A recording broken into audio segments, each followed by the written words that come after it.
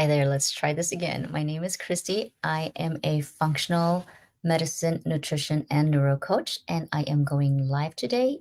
We are going to talk about PCOS. Month of September is PCOS Awareness Month. That's why we are talking about it today. PCOS is um, polycystic ovarian syndrome, and it affects women. So before we go into more of the details, we're going to talk about what it is, how it affects us, and how to manage it. But before I start, remember this is for informational and educational purposes only. It is not meant to diagnose or treat. If you have any particular issues, please see your provider for personal attention. And if you are watching this on a replay, welcome. I am so glad you are here and let's go right in. So, PCOS, like I said, polycystic ovarian syndrome, there are three criteria that we look for to get it diagnosed, and you only have to meet two of them. One is the polycystic appearance in your ovaries, of course, depending on your age and depending on how many cysts there are and how big the cysts are.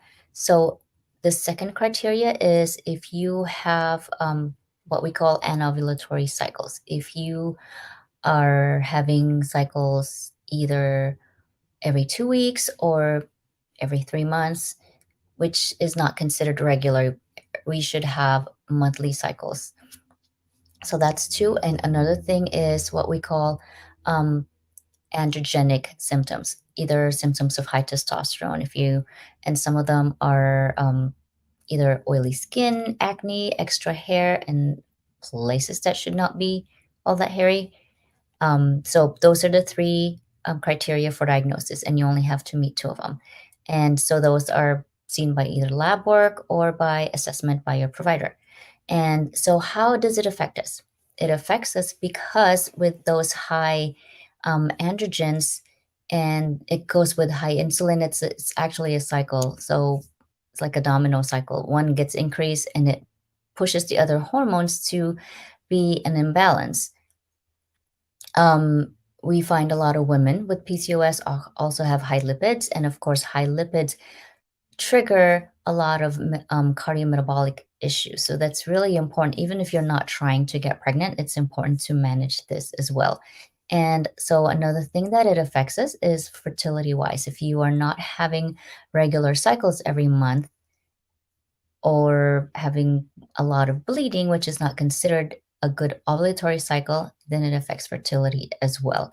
Another thing is it affects weight gain. A lot of women with PCOS either gain weight right away or have a hard time losing weight.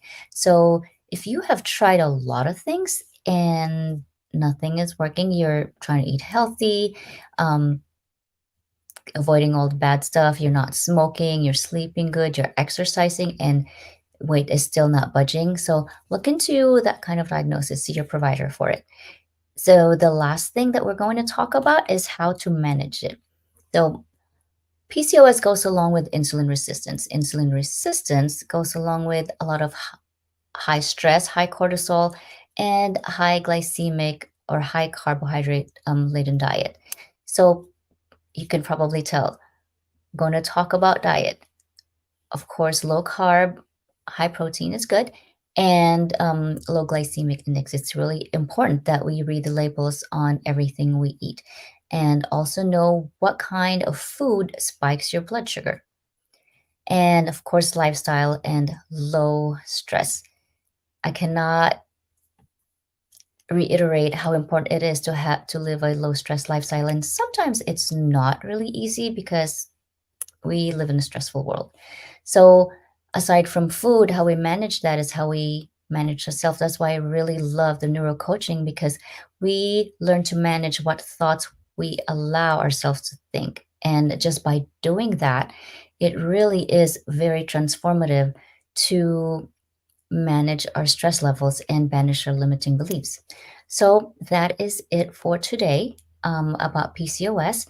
And if this has been helpful for you, I am so glad that it has. If you would like to do a deep dive on about PCOS or neuro coaching, let's hop on a 15-minute chat, and the link will be either in the comments or pinned on this page. Thank you so much and have a good day.